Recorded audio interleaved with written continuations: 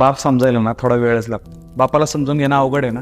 जो बाप आपल्याला तरुणपणे सांगतो बाया हे करू नको ते करू नको, शिस्तीत राहा, अभ्यासावर फोकस कर, तेव्हा आपल्याला बाप दुश्मन वाटतो.